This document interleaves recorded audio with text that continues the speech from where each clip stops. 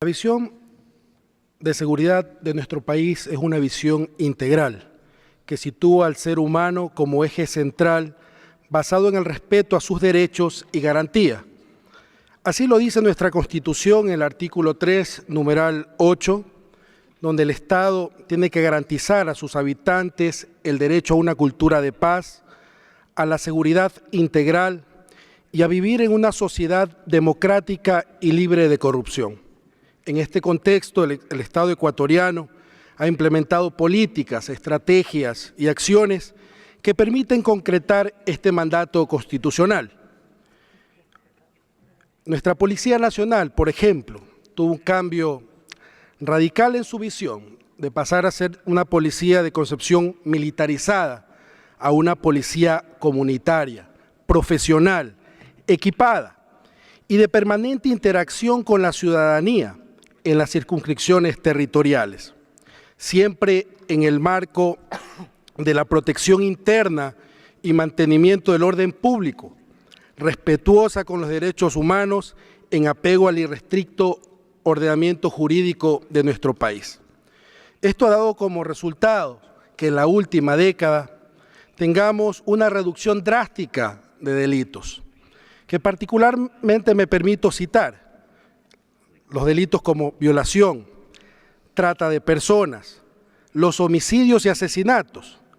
Y me voy a permitir poner como ejemplo este último delito, que pasa de una tasa en el 2006 de 19 homicidios y asesinatos por cada 100.000 habitantes a 5.6 homicidios y asesinatos por cada 100.000 habitantes en el 2016. Estos hechos convierten hoy por hoy a nuestro país como uno de los países más seguros de la región.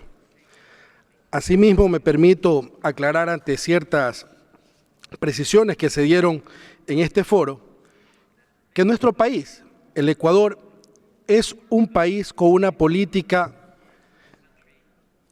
establecida, muy clara, de una sociedad desarmada. Es un país libre de armas. Somos una sociedad de paz y de convivencia social pacífica. Tenemos un instrumento jurídico que es la ley de armas para poder otorgar permisos de porte y tenencia en casos excepcionales y particulares. En diciembre del 2015, la Asamblea Nacional aprobó una enmienda constitucional al artículo 158, que permite a nuestras Fuerzas Armadas, a más de su misión fundamental de la defensa de la soberanía y la integridad territorial, apoyar de forma complementaria en la seguridad integral del Estado conforme a la ley. Por ejemplo, viabilizar el marco legal para la participación de Fuerzas Armadas en atención a desastres naturales y antrópicos, el combate a delitos relacionados con sustancias sujetas a fiscalización, el control a la minería ilegal. Para ejecutar estas acciones, todos los miembros de las Fuerzas Armadas, sus tres ramas, el Ejército, la Marina y la Aviación, tienen una formación y capacitación en derechos humanos. Se han establecido protocolos muy claros para las interacciones entre instituciones, pero sobre todo con la sociedad civil.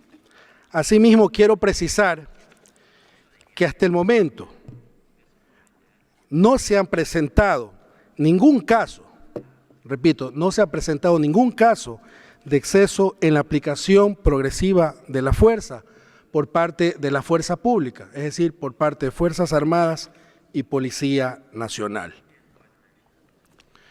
Nuestro país, como ustedes lo conocen, en los 2 últimos años ha soportado varios fenómenos y desastres naturales.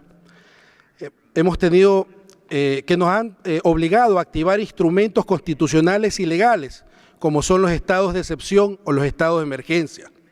En agosto del 2015, la activación del volcán Cotopaxi, cuya última erupción en 1877 afectó de forma directa 2 provincias de nuestro país y su ceniza se propagó a todo el territorio ecuatoriano afectando la salud, la producción y extensos cultivos en nuestro país.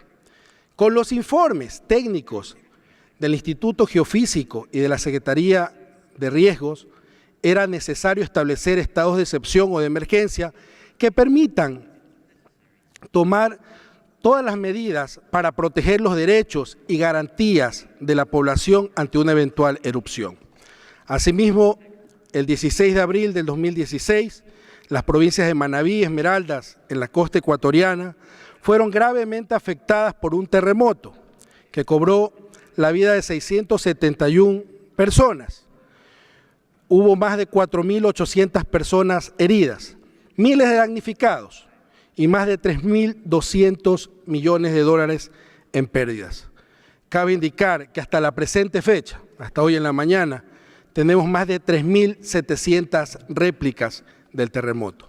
Por estas razones, fue necesario implementar un estado de excepción o emergencia para atender a estas dos provincias. La atención brindada a la población ha sido integral e inclusiva, con énfasis prioritario a las personas más vulnerables, entre ellas a las personas con discapacidad. Se atendieron o se establecieron 30 albergues y se atendieron a más de 12.000 personas. Hoy por hoy tenemos 3.201 personas en 14 albergues y estimamos hasta el mes de junio de este año cerrar todos los albergues. Se ha entregado ayuda humanitaria a más de 1 millón de personas. La atención a este desastre natural es acompañada por organismos competentes de Naciones Unidas, quienes en sus diferentes visitas e interacciones han destacado la capacidad del Estado ecuatoriano ante la reacción y atención de la población. Quiero precisar además que en nuestro país los estados de excepción o de emergencia han permitido proteger los derechos fundamentales de los ciudadanos y garantizar la atención y ayuda humanitaria a la población inmediata, con los recursos humanos, económicos, técnicos, operativos que sean necesarios. Finalmente, estos estados de excepción o de emergencia han sido notificados de forma oportuna a la Corte Constitucional y puesto en conocimiento de los organismos internacionales de protección de los derechos humanos.